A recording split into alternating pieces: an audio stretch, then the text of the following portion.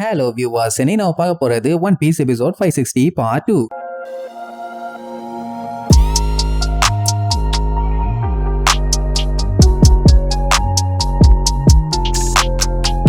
Open பண்ணா போன episode அந்த பட்டர் சுமி ஸ்டெராய்ட சாப்பிட்டதுக்கு அப்புறம் வெறி பிடிச்சு போய் கிராக் அணியை துவச்சு தொங்க விட்டானே. அதுக்கப்புறம் ஸ்டார் ஹேட்ஸ் அடிக்கிறதுக்காக வேகமா ஓடி வருவான். இவன் நம்ம ஆளுகளை போட்டு தள்ளுறதுக்கு முன்னாடி அவன் ஆளுகளை போட்டு தள்ளிடுவான் போல. வழியில இருக்க எவனையும் மதிக்கல. குறுக்க வந்தா ஷாவ்டான் தான் சொல்லி ஓடுவான். அதுலயே காமெடி என்னன்னா எனிமீஸ் எங்க இருக்காங்கன்னே தெரியாம கண்ணா பின்னான்னு ஓடி எல்லாத்தையும் கண்டம் பண்ணிட்டு கிடப்பான். யோ பட்டர் சுமி அந்த பக்கம் போயா அங்க இருக்காங்கயான்னு டைரக்ஷனை மாத்தி விட்டதுக்கு அப்புறம் தான் வெறி குண்டு பாஞ்சு போவான். அதுவும் அவன் அடிக்க போறது ஜிம்பைய. அவன் அங்க இருந்து தப்பிச்சு ஓடுவான்னு பார்த்தா அதான் இல்ல. ஜிம்பையா குக்கா ஃபிஷ்மேன் கராத்தே 7000 பிரிக்ஸ்னு சொல்லிட்டு அவன் பஞ்சு வைக்கும் போது இவன் ரவுண்ட் ஹவுஸ் கிக்னு சொல்லி ஒன்னு பண்ணுவான். அட்டிங்கோ கமக்க அவன் மிதிச்சதுல அவனோட விரலையே அவன் காலச்சு பதிஞ்சிரும். அவ்வளவுதான். ஐயோ ஐயோ ஐயோ வலிதா கதறிட்டு இருப்பான. எல்லாரும் பார்த்து பதறிட்டு இருப்பானுங்க. எப்படி இவ்வளவு பெரிய கிரியேச்சர்ல அவன் இப்படி ஒரு டேமேஜ் பண்ணான்னு. அவன் வலி தாங்க முடியாம அடிச்சு புரண்டு பின்னாடி போய் அவன் ஆளுக மேலேயே போய் விழுவான். அப்படி அவன் விழும்போது காத்து கண்ணா பின்னாடி அடிச்சு நம்பி ஒரு பக்கமா திருச்சடிச்சு போய் விழுவாளா. அவ விழுந்ததை பார்த்த உடனே செஞ்சுக்கு கொலை காண்டாயிரும். எவ்வளவு தைரியம் இருந்தா காத்த வச்சு நீ நம்பிய தள்ளி விடுவேன். கோப்பா மவனேன்னு ரொட்டேஷன் போட்டு மண்டேலே ஒரு அடி. இந்த டைம் எவன்டா அடிச்சதுன்னு அங்க கதறிட்டு இருப்பான். அது மட்டும் இல்லாம ஸ்டெராய்டோட பவர் அப்படியே இறங்கி போச்சு. அதுக்கப்புறம் சஞ்சி அவன் முன்னாடி போய் நின்னுட்டு வண்டையா திட்டுவான். ஏன்டா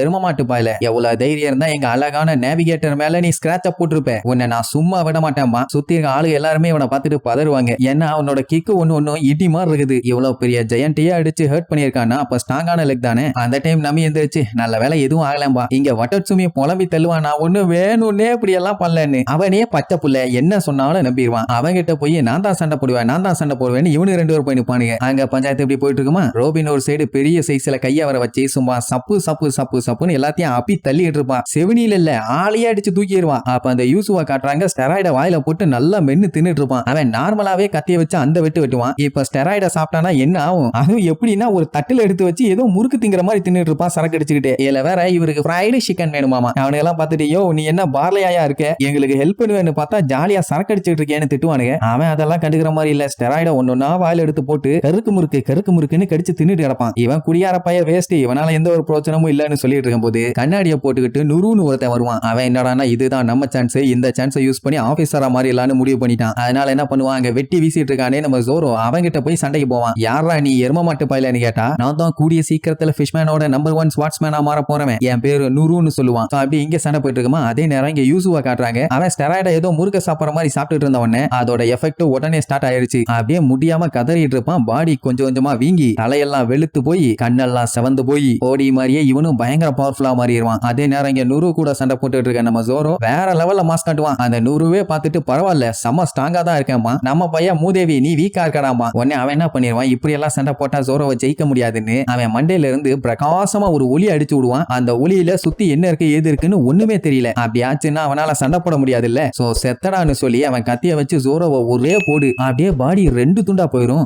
எப்படி எவ்வளவு பவர்ஃபுல்லா இருந்தாலும் மூளை வேணும்டாம்பா. கடைசியில பார்த்தா அவன் ஜோரோ வெட்டி இருக்க மாட்டான். ஜோரோ தான் அவனை வெட்டி இருப்பான். என்னன்னா அவன் மண்டையில இருக்க அந்த குண்டு பல்பு வழியா தான் இவ்வளவு வெளிச்சம். அந்த வெளிச்சத்தை வெட்டின உடனே பய தொக்க மாட்டிட்டான். நீ வெறும் கண்ணை மட்டும் தான் யூஸ் பண்ணுவியா, அப்படின்னா நீ இன்னும் வீக்கு தம்பி.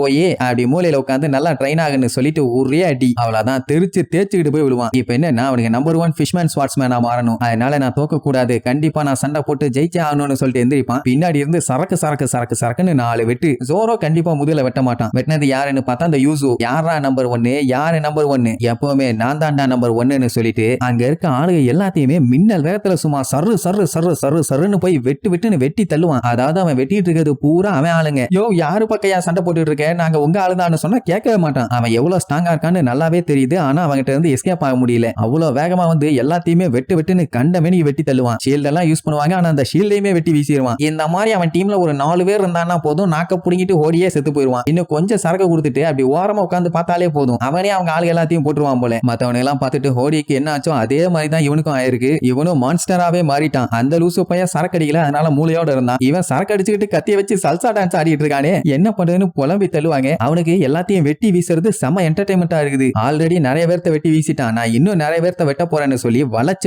எல்லாத்தையும் பொலந்து வெட்டிட்டு இருப்பான். அவனுக்கு ஆளுங்களே நிக்காதீங்களே ஓடுங்களேன்னு பிச்சுக்கிட்டு ஓடுவாங்க. ஆனா எங்க போனாலும் ஆனாலும் ஒண்ணு வேலைக்காகல விரட்டி விரட்டி வெட்டு விழுந்துகிட்டே தான் இருக்குது. அந்த டைம் தான் அவன் ஒன்னு நோட் பண்ணுவான். நம்ம ரோபின் இருக்கால பெரிய பெரிய கையெல்லாம் வர வச்சு எல்லாத்தையும் அடிச்சு தெரிய விட்டுட்டு இருப்பாளா, அவளை பார்த்த உடனே வாவ் எனக்கு ஆப்பனண்டா ஒருத்தி கிடைச்சிட்டான்னு சொல்லி ஓங்கி வெட்ட போவான். ரோபின் அவ்வளவுதான் சோழி முடிஞ்சான்னு பார்க்கும்போது சட்டாலி இடையில வந்து ஜோரோ தடுப்பான். வேற லெவல்ல அங்க சத்தம் கேட்கும். சொல்ல போனா அந்த அட்டாக்க தடுத்த போர்ஸுக்கு பெரிய புயலே உருவாயிருச்சு. ஜோரோக்குமே தடுத்தலே தெரிஞ்சு போச்சு அவன் எவ்வளவு டஃபா இருக்கான்னு. அப்புறம் நம்ம ரோபின் சரிமா இவனை நான் பாத்துக்கிறேன், நீ வேற ஆப்பனண்ட் யாரையாச்சும் பாத்துக்க.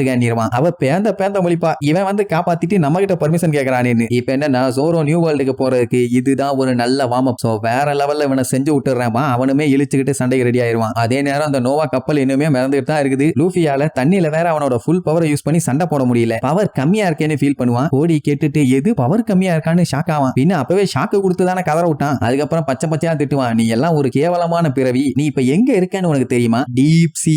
இந்த இடத்துல எல்லாம் நீ சண்டை போறதுக்கு கூட சான்ஸ் இருக்காது. அப்புறம் எப்படிடா ஜெயிப்ப? எல்லாமே இன்னும் சில மணி நேரத்துல முடிஞ்சு போயிடும். ஃபிஷ்மேன் ஐலாண்டு, ஷிரஹோஷி, ஏன் உன் ஃப்ரெண்ட்ஸ்னு யாருமே இருக்க மாட்டாங்க. உன்ன மாதிரி முட்டா பயலால எல்லாம் அவங்கள காப்பாத்த முடியாது மேன். இதோட உன் ஆட்டம் முடிஞ்சதுன்னு சொல்லி லூஃபியை மிரட்டுவான். இல்லடா கண்ணா, அதுக்கு வாய்ப்பே இல்லைன்னு அவன் இழிச்சுக்கிட்டே சொல்லுவான். ஹோடிக்கு ஷாக்கு, என்ன இவ்வளவு கான்பிடண்டா இருக்கான்னு. என்னன்னா அவனுக்கு அவன் ஃப்ரெண்ட்ஸுங்க மேலேயும் நம்பிக்கை இருக்கு, அவன் மேலேயும் நம்பிக்கை இருக்கு. என்ன ஆனாலும் சரி, இந்த உலகமே அழிஞ்சாலும் சரி, என் ஃப்ரெண்ட்ஸுங்க எல்லாத்தையுமே கண்டிப்பா காப்பாத்துவேன். அதுக்கு தாண்டா நான் 2 வருஷம் ட்ரைனிங் எடுத்துட்டு வந்தேன் கொய்யாலன்னு சும்மா மாசா சொல்றதோட இந்த எபிசோடுக்கு எண்டு கார்டு போட்டு முடிக்கிறாங்க.